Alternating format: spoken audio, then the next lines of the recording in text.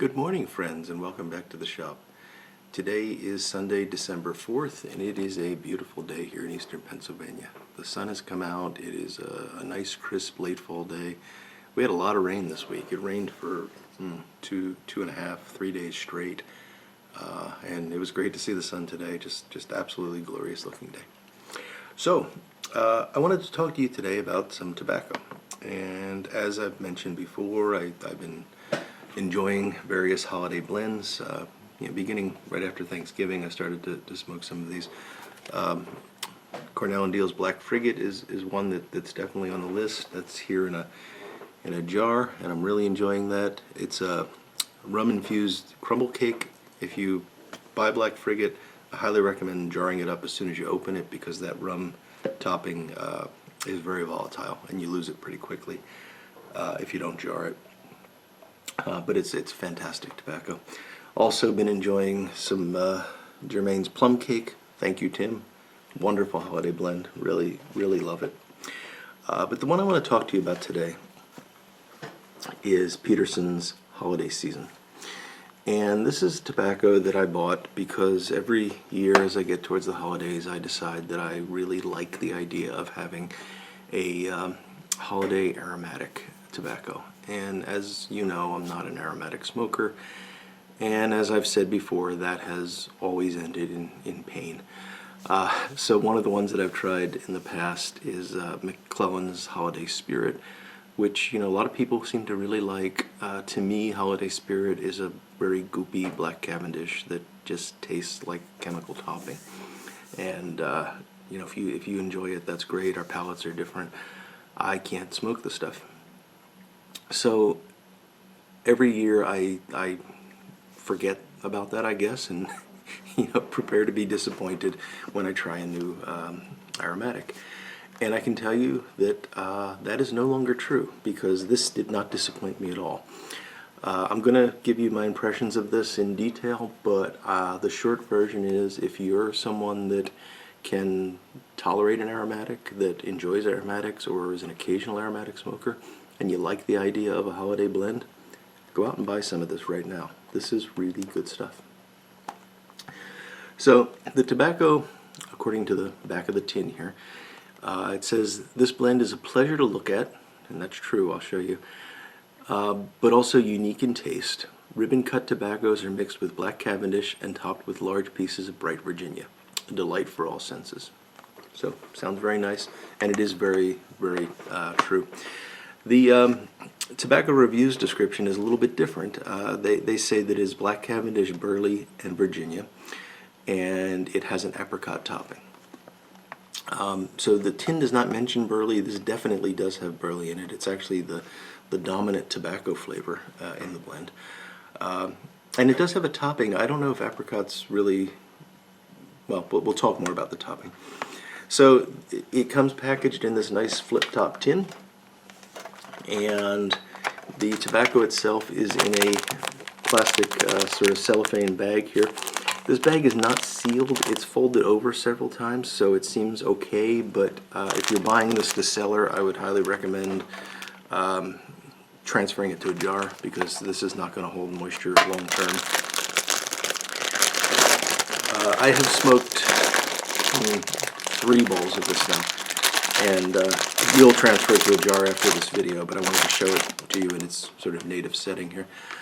I hope I can get a good shot of the tobacco itself, because it is really a very sort of stunning looking blend. You can see it does have that black Cavendish in there, but there's lots of different types of cuts of tobacco here. Now the tin says ribbon cut, but and yes, there's definitely ribbon cut in here, but there's also, let me see if I can find one. These small bits of flake that are throughout the tobacco. Some not so small, and I don't know what kind of flake it is, but it's in there. It also has the black Cavendish components. What definitely looks like some burley, some bright Virginias, maybe a little bit of red Virginia. The tin note on this is really fantastic, and it's Yeah, I can get the apricot. I definitely get that, but there's a lot of other dried fruits in here. It's really a remarkable tin note. And I'm hesitating a little bit because of the way this video is going together. But I'll tell you what I think of the tin note. It reminds me of fruitcake. It's got sort of a deep sugary aroma to it, a little bit of alcohol, and a lot of dried fruits, very reminiscent of a fruitcake. The reason I'm hesitating is that the way this video is going together is a bit odd because I had a memory full card, so a memory full error, and I didn't realize that I lost the first half of this video, so this is the second time I'm recording the first half of the video. As we go into the second half of the video, that's already done, so I'm trying not to be redundant with, anyway. It'll all be seamless if you just ignore what I've babbled about for the past 15 seconds. This is a really nice tobacco. So what I'm going to be smoking it in is a Grabo Duke. Sorry about the jump cut there. I just got a memory full error. It's funny, this memory card has never been like this before. I used to be able to put lots and lots of videos on it before it would fill up, and it must be that some of the space is getting corrupted. I'll have to reformat it.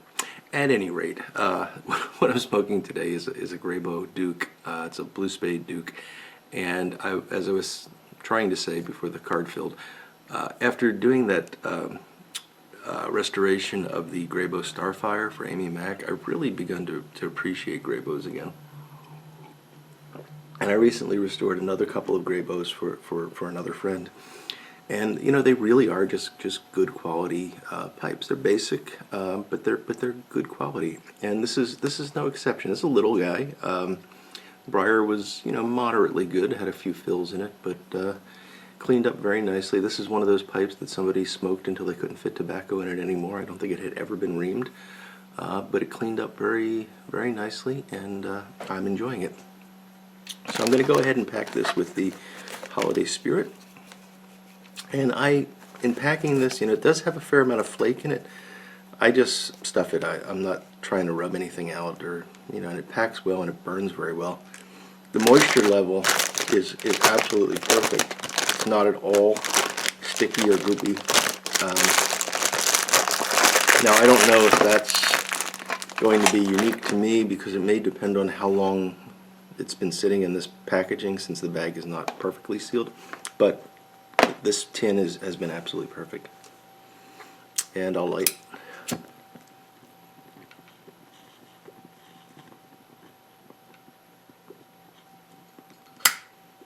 Overpacked that a bit. Sorry, overfilled it a bit.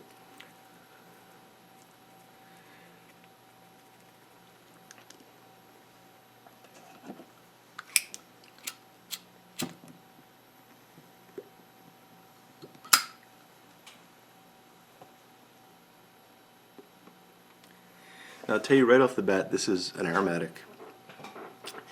It does have that chemical flavor that I complain about. It's there, but it is not overpowering in this particular blend. It's tolerable for me. If you're not sensitive to that, you may not even know it's there.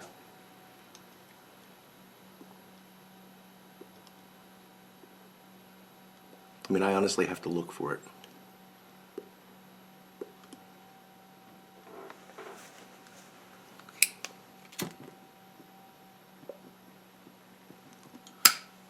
There we go.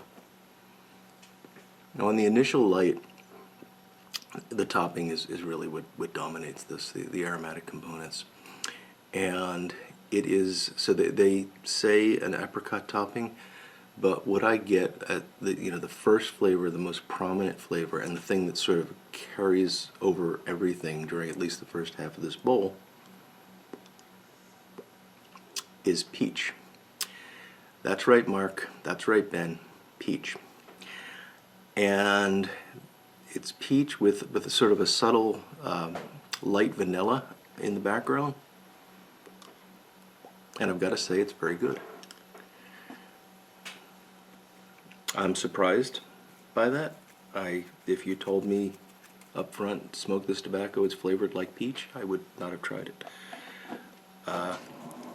So I'm glad I didn't know that.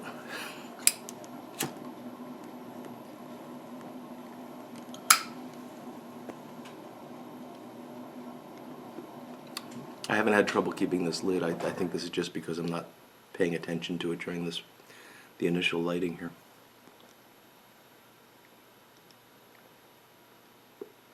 Now the peach flavor is, it's complex. Initially it's like, wow, this is peach, and then it sort of fades a bit, and you get some maybe dried cherry, other dried fruits come in. It's very, very, it doesn't taste like fruitcake at all, but it's very reminiscent of fruitcake. And I didn't talk about the tin note, and that is one of the best things about this blend, is the way this smells in the tin. So the fruitcake reminded me of it. What this really smells like is, it's definitely got those dried fruits. Actually, apricot is much more prominent on the tin note than in the flavor. And there's a bit of a liqueur, alcohol-like component to it. It really, if there was such a thing as fruitcake schnapps, and for all I know there is, it would smell like this. So, really good, unique tin note, and so far I haven't gotten any complaints on the room note. So that peach and cherry and dried fruit, it's right up front on the charring light. It's like all you taste, and then it drops back, and the burley comes out. And this is a burley blend. If you don't like burley, you're probably not going to like this. It's not a heavy burley. It's not like a, it's not overpowering, but that's the flavor that you're going to get in terms of the tobacco flavor. There is Virginia in there, and the Virginia, as far as I can pull out, is citrusy, a little sweet, and it's tied to the burley really nicely by the topping. And that's something that I appreciate in this blend, is that it's hard to pull out the components. It actually is, they go together really well. They're there. They're distinct. It's not muddled in any way, but they're complementing one another just very nicely. And it's rare that I've found a tobacco where the topping plays that role of complementing the component tobaccos so well. Of course, it's rare that I've found an aromatic where the topping doesn't overpower the component tobaccos. So this is really something special to me.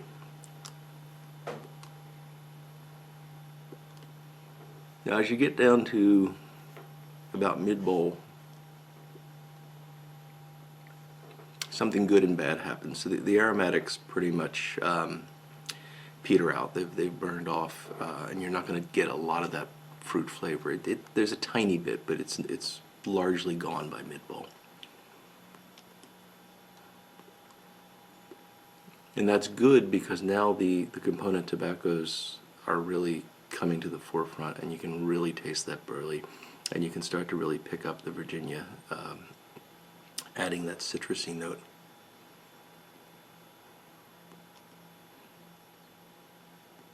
It's bad to me because that chemical taste is still there, and it's not more prominent now. It's just not as masked by the aromatic components, and that stays there until the end of the bowl. But as I've told you many times, I'm very sensitive to that, and I don't find this off-putting at all. I'm just letting you know it's there because it is, but it's not something that would prevent me from smoking this at all.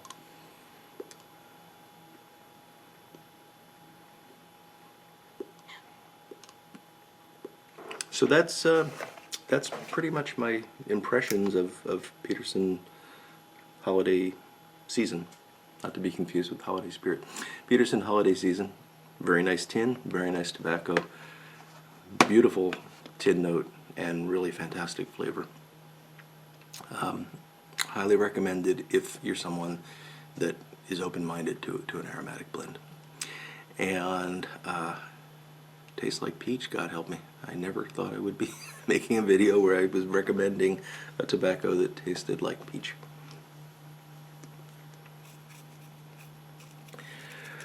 So, we're moving into full swing towards Christmas now. Got shopping to do for the nieces and nephews.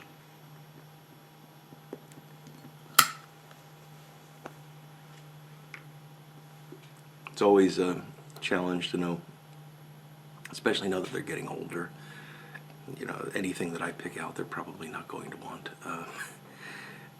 And you know, I hate just sending money, but that's often the best gift for a 17-year-old. Other family members are easy, but the kids are at that age are always a challenge. So that's what we're going to be working on probably today, is finishing up that list and picking up a few more things. A lot of my relatives live far enough away that I have to ship the stuff before Christmas, so we got to get it all together and in the mail in time. And beyond that, just hopefully having a bit of relaxation today before I have to go back to work tomorrow. So I hope you're all doing well. I hope your weekends are off to a great start, or finishing up, whatever the case may be. And hope you have a great week ahead. So until we talk again, I will say goodbye, and I will look forward to talking to you all again very soon. Goodbye now.